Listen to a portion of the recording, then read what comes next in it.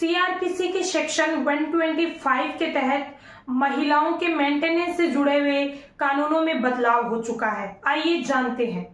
Hello friends, मैं हूं पूनम चौधरी। आप मुझे देख रहे हैं लीगल फोकस पर। यहां हम कानून से जुड़ी हुई नई नई अपडेट्स के बारे में डिस्कस करते हैं। यदि आप कानून से जुड़ी हुई नई नई लीगल अपडेट्स के बारे में इंटरेस्टेड है तो हमारे चैनल को लाइक करें, शेयर करें एंड सब्सक्राइब करें। दोस्तों, अभी हाल ही में मेंटेनेंस से जुड़ी हुई कोर्ट्स ने नई गाइडलाइन जारी कर दी है।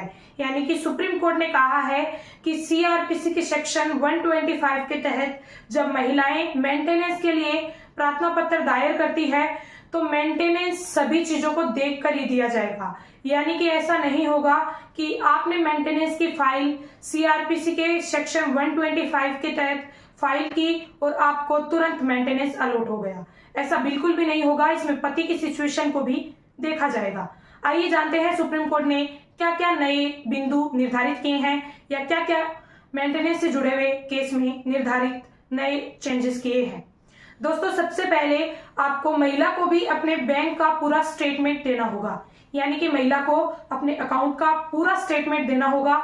उसमें ये पूरा अच्छी तरह से मेंशन करना होगा कि वह कितना कमाती है या किस तरह से डिपेंडेंट है या किस लिए उसे मेंटेनेंस चाहिए। दूसरी चीज, यदि बच्चों के लिए मेंटेनेंस की एप्लीकेशन महिला लगाती है तो इसमें कोर्ट का ये भी कहना है कि बच्चे के लिए मेंटेनेंस केवल पति ही नहीं, महिला भी अगर कमाती है तो वो भी, यानी कि दोनों ही, पति और पत्नी दोनों ही लायबल होंगे बच्चे के मेंटेनेंस के लिए। अकेला पति मेंटेनेंस देने के लिए बाध्य नहीं होगा। इसके अलावा तीसरा पॉइंट कोर्ट ने यह बताया कि यदि महिला वेल एजुकेटेड है, यानी कि वो खुद कमा सकती है, तो भी उसे अपना ब्यौरा देना पड़ेगा। और कोर्ट ने कहा है कि जो महिलाएं वेल एजुकेटेड है वो मेंटेनेंस की हकदार बिल्कुल भी नहीं है, क्योंकि पूरी तरह से पति को बाध्य कोर्ट नहीं कर सकता है। जब पत्नी वेल एजुकेटेड है तो वो खुद भी कमा सकती है, और यदि आप खुद नहीं कमा रहे हैं तो आपको पूरा ब्यौरा देना पड़ेगा कि वेल एजुकेटेड होने के बावजूद भी आप क्यों नहीं कमा रहे हैं, क्यों आप पति पर डिपेंड है। इसके अलावा महिला को पूरी अपनी आय और अपनी एजुकेशन का ब्यौरा देने के साथ साथ में सभी चीजों का ब्यौरा भी देना होगा कि वो अपने पति से अलग क्यों रह रही है। यानी कि महिला को स्पष्ट रूप से कारण पेश करना पड़ेगा कि वो अपने पति से अलग क्यों रह रही है, यानी कि सेपरेट क्यों रह रही है। यदि आप मन मर्जी से अपने पति से अलग रह रहे हैं तो आप मेंटेनेंस के हकदार बिल्कुल भी नहीं है। दोस्तों, यदि आपके साथ भी ऐसी सिचुएशन आ जाती है कि आपकी पत्नी आपसे मेंटेनेंस क्लेम करना चाहती है तो आप उसे दो तरीकों से कोर्ट में प्रूव कर सकते हैं कि वो मन मर्जी से अपने पीयर में रह रही है।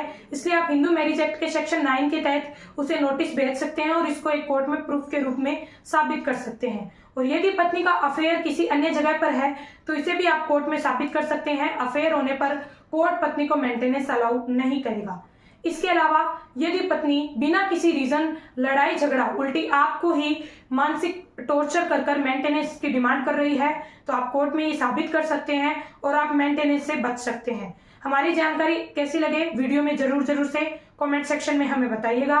वीडियो अच्छी लगे तो चैनल को लाइक करें, शेयर करें एंड सब्सक्राइब करें। मिलते हैं एक नई जानकारी के साथ अगले वीडियो।